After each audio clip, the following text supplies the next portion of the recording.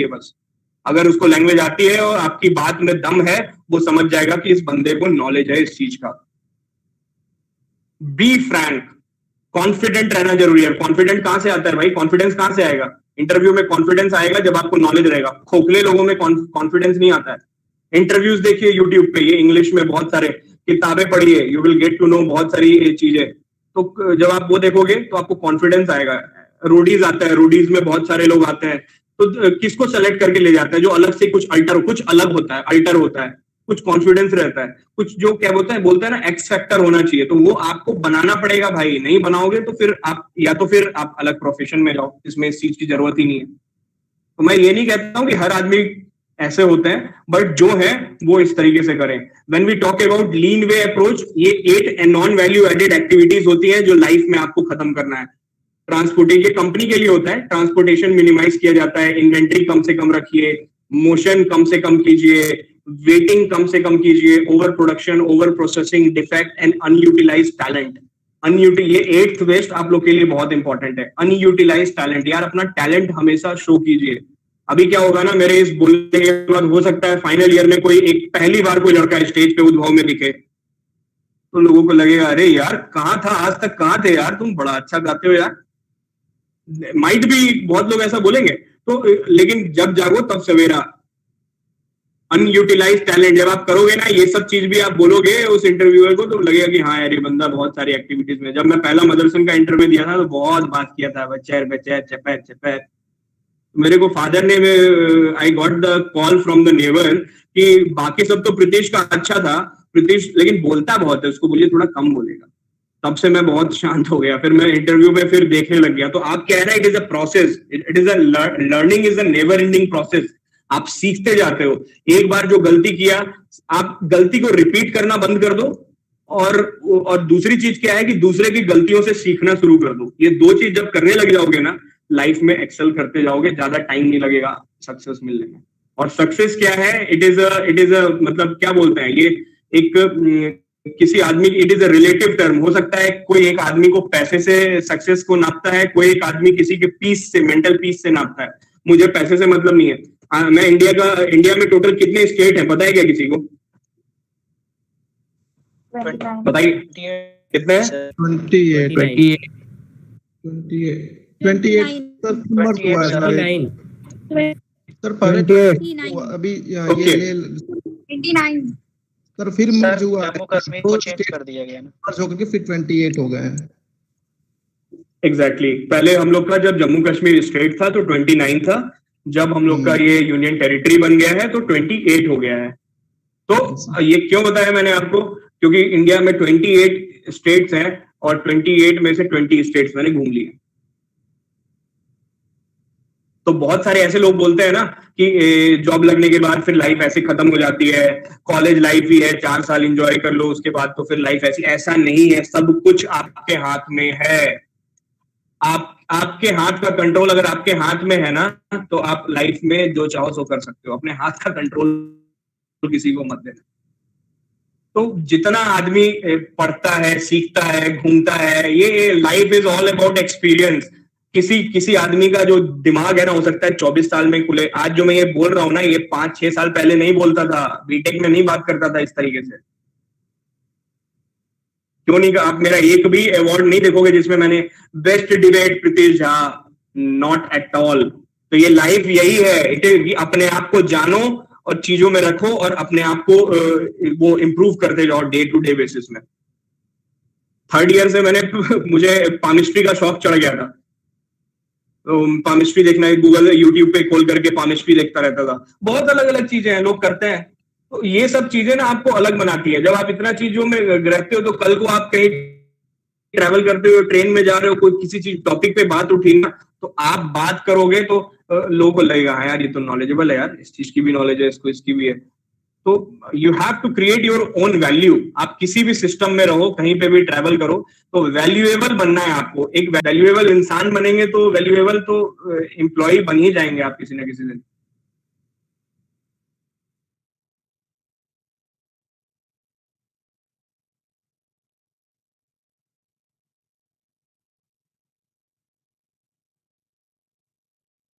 That is important. Next कीजिएगा।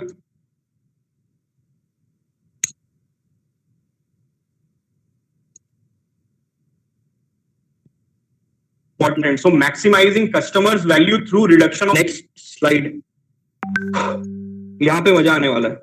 देखिए, what is safety, जल्दी से बताइए, एक करके बताइए, बहुत सा सब पूछता जाऊंगा। सेफ्टी क्या होता है? सुरक्षा जिससे sir actually safety sir life loss ना हो। क्या बता सकते हैं? ठीक है, और जल्दी बताते जाइए। प्रिकॉशंस लेना। ओके,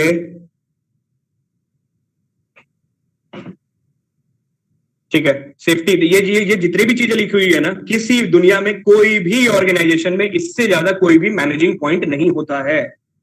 चाहे आप सर्विस इंडस्ट्री में हो, चाहे आप प्रोडक्ट इंडस्ट्री में हो, यही पैरामीटर है जिसपे कंपनी को चीजों को मैनेज करना होता है, टारगेट सेट करना होता है। कंपनी कैसे चलती है? कंपनी का पहले 5 साल का टारगेट होता है। वी हैव 5 ईयर विजन कि मेरे को कंपनी के मार्केट शेयर को 75% से 80% ले जाना है। अब उस 80% को करने के लिए मुझे क्या क्या करना पड़ेगा? तो ईयर 1 में क्या करना पड़ेगा, ईयर 2 में, ईयर 3 में, ईयर 4 में, ईयर 5 में कंपनी के किस प्रोडक्ट को मैं अटैक करूंगा, उसके लिए मुझे क्या क्या करना होगा, क्या क्या फैक्टर्स मेरे रिस्पॉन्सिबल है for enhancing the market share.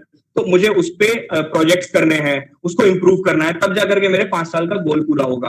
और जो टॉप टू बॉटम ये मूव करता है, यही होता है कंपनी का रोल। अब किसी ने वो फ्रीक्वेंटली आज क्वेश्चन में पूछा था कि कंपनी किस बेसिस पे इंजीनियर को ले जाती है। होता क्या है, मैं आपको बताता हूं कि हर टीम में कुछ ना कुछ इंजीनियर्स होते हैं, ये होता है, उनको क्या होता है, प्रोजेक्ट मिलता है। प्रोजेक्ट बेसिस पे हर प्रोजेक्ट को कंप्लीट करने का क्लाइंट जो है एक टाइमलाइन देता है कि इस प्रोजेक्ट को मुझे 1 महीने में कंप्लीट करना है। अगर उस प्रोजेक्ट को कंप्लीट करने के लिए सपोज मेरे को एक प्रोजेक्ट कंप्लीट करने में 30 घंटा लगेगा, अगर मैं अकेला करूंगा, मुझे क्लाइंट ने 1 दिन में मांग लिया है और मैं 10 घंटा ऑफिस में काम करता हूं। नोट डाउन करो आप, एक प्रोजेक्ट को कंप्लीट करने में 30 घंटा लगेगा, मैं अकेला 1 दिन में 10 घंटा काम कर सकता हूं। कोई भी एक आदमी, man hour for per hour man day is 10 hours, और मुझे एक ही दिन में क्लाइंट ने मांगा है, तो मुझे कितना आदमी चाहिए?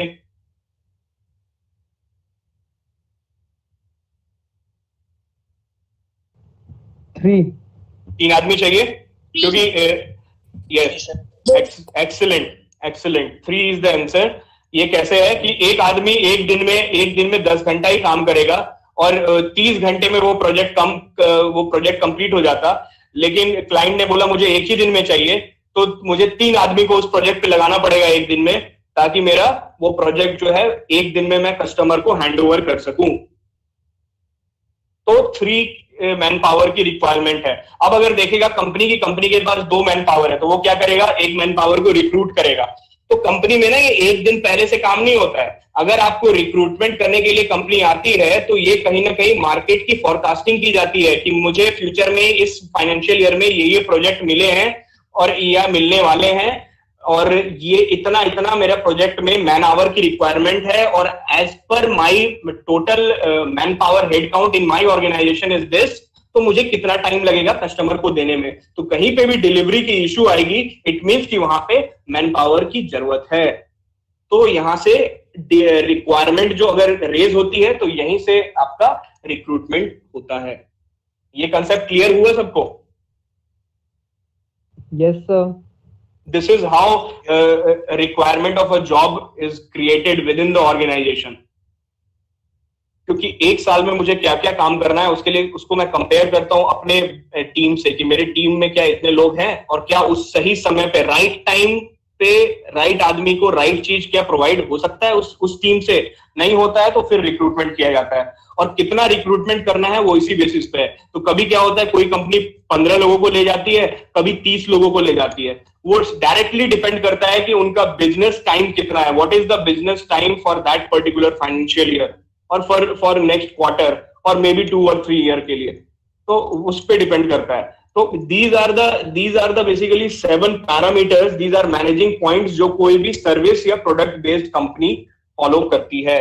सेफ्टी क्या है? Safety is an act, safety एक एनवायरनमेंट है, एक फील है। आप अगर कहीं पे काम कर रहे हो, आप सुरक्षित अगर अनुभव कर रहे हो तो आपकी प्रोडक्टिविटी अच्छी रहती है, आपको ज्यादा सोचना नहीं है। जहां पे कुछ आप काम कर रहे हो, बगल में कुछ ना कुछ, कोई मर गया, कभी कुछ हो गया, कोल माइनिंग में काम कर रहा है कोई, ठीक है, तो वहां पे कभी कुछ प्रॉब्लम हो गया तो आपको दिमाग पे इफेक्ट डाला, आपकी इफिशियंसी डाउन हो गई, आपकी प्रोडक्टिविटी डाउन हो गई।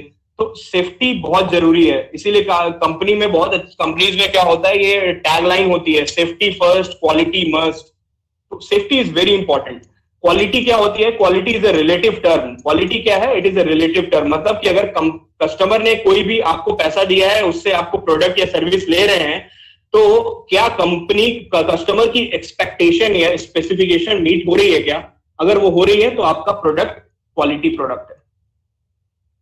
आप क्वालिटी आदमी हो क्या सेलेक्ट होने के लिए इंटरव्यू में? अगर उसकी एक्सपेक्टेशन को मेट कर जाओगे ना, तो ये आप में क्वालिटी है। अब देखेंगे कि दो में से किसी एक को ले जाना है, तो फिर देखते हैं किसने कितना ये कोर्स किया हुआ है, क्या किया हुआ है। तब वो सब चीजें काम आ जाती हैं, लोगों को सेग्रीगेट करके चूज करने में कि यार किसको लेके जाना चाहिए, दोनों ही बहुत अच्छा है।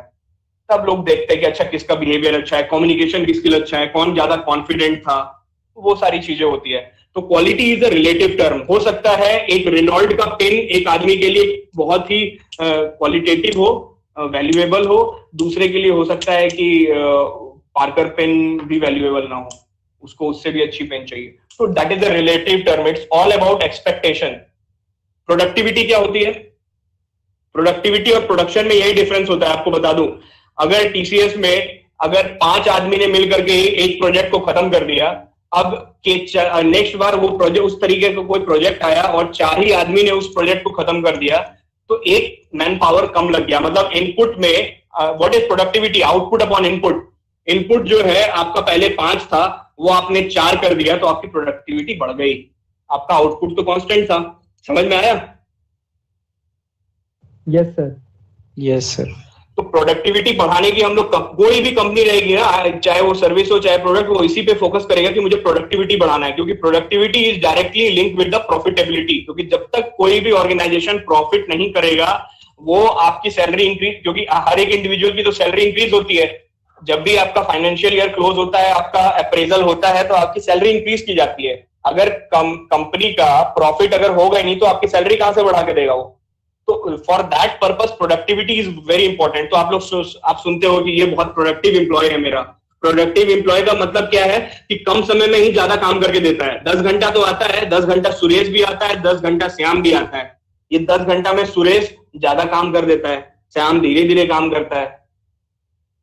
किसी की टाइपिंग स्पीड स्लो होगी, किसी की टाइपिंग स्पीड अच्छी होगी। यार ये सब कुछ आप लिख सकते हो ना रिज्यूमे में, जिससे कि आप उसको क्या दिखाओगे कि मैं प्रोडक्टिव हूं सर, मुझे लेके चलो। Why you ask yourself the question. तो जब आप खुद को सेटिस्फाई कर सकोगे कि मुझे कंपनी क्यों ले जाएगी, तभी आप सामने वाले को सेटिस्फाई करा पाओगे इंटरव्यू के टाइम पे कि व्हाई यू। तो वो आप क्वालिटी पर्सपेक्टिव से भी बोल सकते हो, वो आप प्रोडक्टिविटी पर्सपेक्टिव से भी बोल सकते हो। What is quality? क्वालिटी का हम लोग पढ़ते हैं फिटनेस फॉर पर्पस। मैं उस चीज के लिए सर, जो सर आपकी स्पेसिफिकेशन है, जो आपकी एक्सपेक्टेशन है, मैं उस पर खरा उतरूंगा sir. I will meet your expectation sir. I am a productive employ. मेरा ये these are the skill and progress जो मेरा मैच कर रहा है। जब आप बोलोगे ना, तो ये सर्टिफिकेट एक प्रमाण की तरह काम आता है कि सर ये जो मैं बोल रहा हूँ, ये मैंने एक्चुअली ये सब किया हुआ है सर। डिलीवरी क्या होता है? डिलीवरी का क्या है? 2 टाइप की डिलीवरी होती है। एक जो आप बोलते हो वो एक डिलीवरी हो गई, और एक जो प्रोडक्ट या सर्विस कस्टमर को दिया जाता है वो डिलीवरी है। मैं दोनों की बात कर रहा हूँ। कम्युनिकेशन जितना अच्छा रहेगा, जितना अच्छा आप डिलीवर कर पाओगे, वो बहुत अच्छी चीज है। और जब आप जिस प्रोडक्ट और जो आप काम को डिलीवर करोगे विद इन टाइमलाइन कर दोगे, तो वो एक डिलीवरी होती है। On time delivery to your bosses, to your customer, वो बहुत इंपॉर्टेंट है। उसके बाद कॉस्ट, कम कॉस्ट में अगर आपको मिल जाता है तो कंपनी के लिए बेनिफिट होता है कि कम कॉस्ट में यार अच्छा बंदा मिल गया, लेके चलो 3 लाख में मिल गया। लेकिन आपको लगता है कि यार मेरी तो यार 5-6 लाख की हैसियत थी, तो आप क्या करते हो? 1-1.5 साल में बदल देते हो।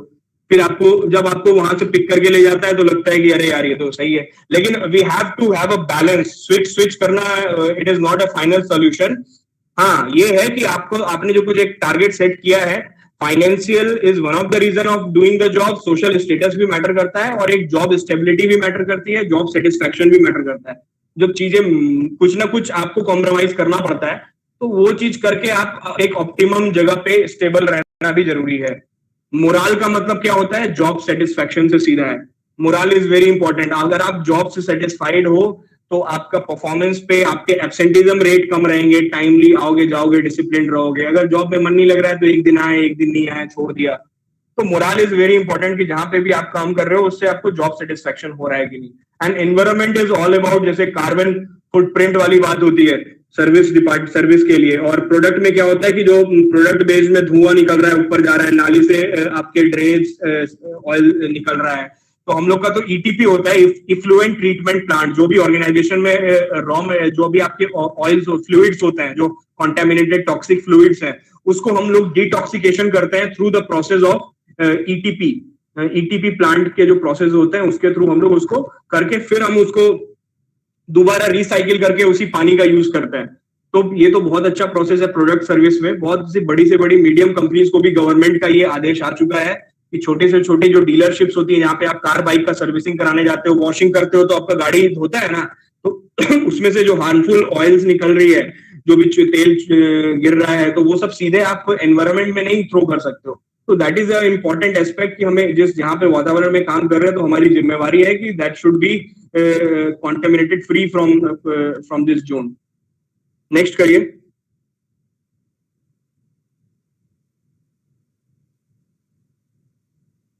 ये ऑलरेडी बता चुका है आपको, इसमें बहुत ज्यादा आपको कुछ नहीं है। इसमें सारा कुछ है कि interview yourself, practice makes perfect, visualise, understand the job inside out, know yourself, बहुत कुछ आपको इसमें बता दिया गया है।